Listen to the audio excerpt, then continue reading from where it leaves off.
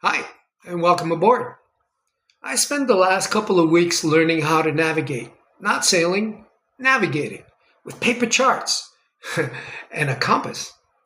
I've been learning how to look at a nautical chart and figure out where the boat is, how to plot my position, how to calculate how long it should take to get somewhere based on my position, my course, and my speed. And of course, there's winds and currents to take into account as well as tides. All of this is quite a bit more complicated than putting an address into Google Maps and following the blue line. And there's something else I've noticed. While when I plot my position, I don't get a little flashing dot telling me you are precisely here. That is, I don't get an exact location, I get an approximation. And that's perfectly fine because that's how navigation worked for a very long time. But then I look at the GPS and there it is, my exact position. Well, almost exactly. And I thought, what happens when we become so used to technology doing something for us that we forget to do it ourselves? Now, before anyone thinks I've suddenly become anti-technology, let me make something very clear. When I get my boat, I will absolutely use GPS. I'll use the chart plotter, the depth sonder, the radar. I'll use the automatic identification system, which plots other boats' positions relative to mine. I'll use the autopilot. In fact, I'll use whatever electronic system the boat has that makes navigation safer and easier. I'm not going to cross the Met with a sextant and a pencil just to prove a point. Although, to be honest, I've wanted to learn how to use a sextant for decades, so I know I will, in fact, learn how to use it. In fact, it's one part of the classes that I'm really looking forward to.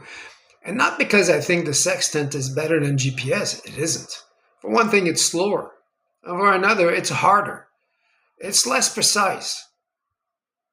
But I think there's value in knowing how to do something yourself. And that got me thinking about something much bigger than navigation.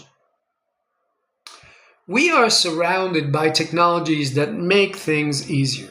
Calculators replace math done in our minds long ago. Spell checkers replace much of our concern about spelling. GPS replaced much of our need to know where we are or how to get somewhere. Search engines, Google, replaced much of our need to remember where information can be found. And now artificial intelligence can find, organize, summarize, and explain an enormous amount of information, and that's extraordinary. I use AI precisely because I couldn't possibly read everything that I would like to read and want to read in the time I've left in my life.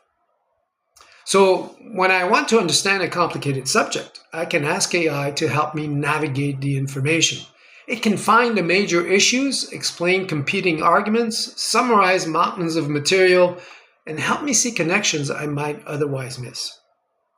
That's not making me less intelligent. Used properly, it can make me more capable. But there is a catch, and it's a pretty big one. What happens when the technology is wrong? I think it's fair to say that we've all experienced GPS sending us to the wrong address. It tells us to turn down a road that doesn't go where we think it does. It takes us on a ridiculous detour because, according to some algorithm, that's the best route. Sometimes we look at the road in front of us and say, it can't possibly be right. And we can do that because we know enough about the world to recognize the GPS has made a mistake. But imagine that instead of a road, the thing in front of us is an answer. A beautifully written answer. An answer that sounds confident, that contains facts, explanations, and perhaps even sources. And imagine that the answer is wrong. How would you know? That's where this thing gets interesting. Because the problem with AI isn't simply that it can make mistakes.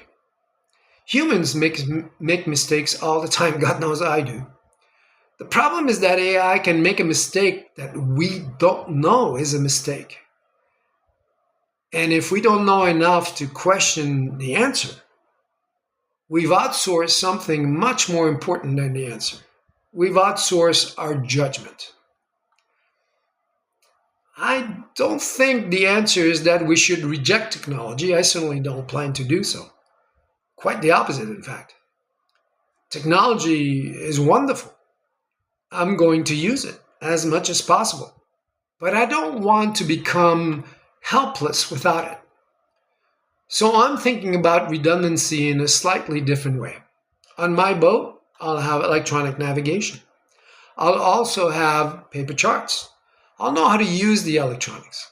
I'll also know how to navigate without them. I'll have an autopilot, but I'll know how to steer. I'll have GPS, but I'll know how to determine my position with a sextant. Not because I expect GPS to disappear, but because I don't want my ability to navigate to disappear with it. And maybe that's a useful way to think about technology in general. We don't have to do everything ourselves. In fact, we shouldn't. Why spend an hour doing a calculation that a computer can do in a fraction of a second? Why spend 3 days reading hundreds of documents when the technology can help us identify the important ones and summarize them? Why refuse a tool simply because an older tool existed first?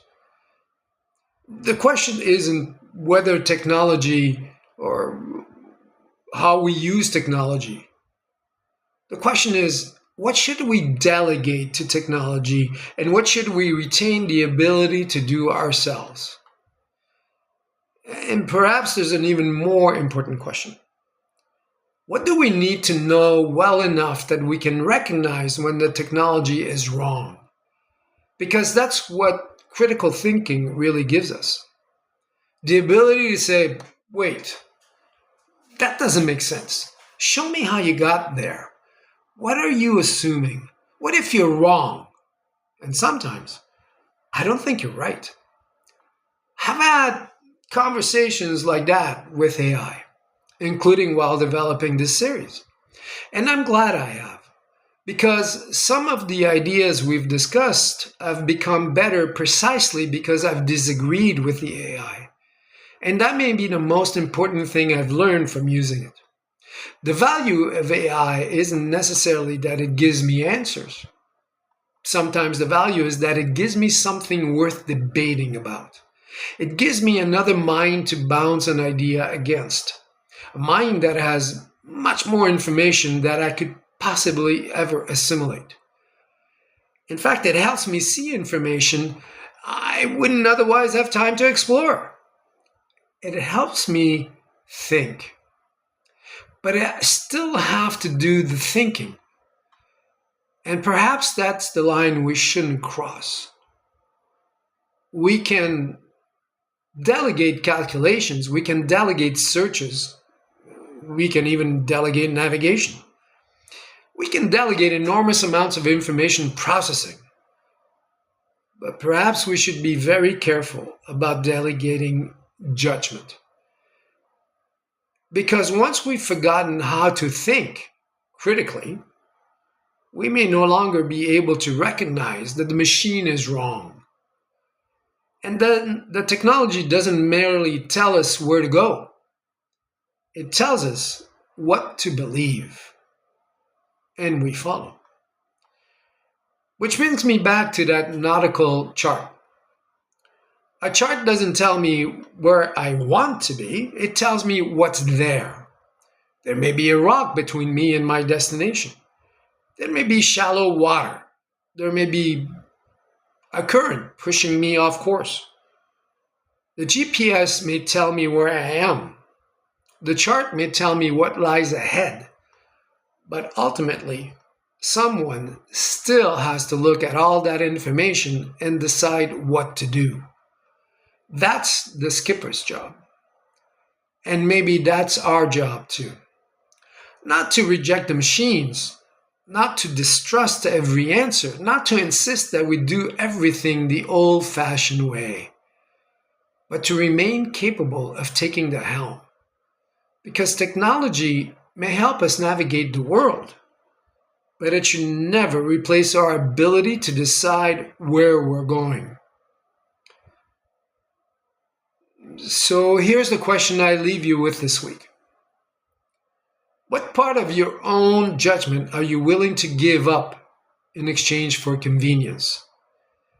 Because perhaps the most important thing we can learn isn't how to live without technology. It's how to use it without forgetting how to think. Until next week, fair winds. Oh, and I told you, this series wasn't really about the boat.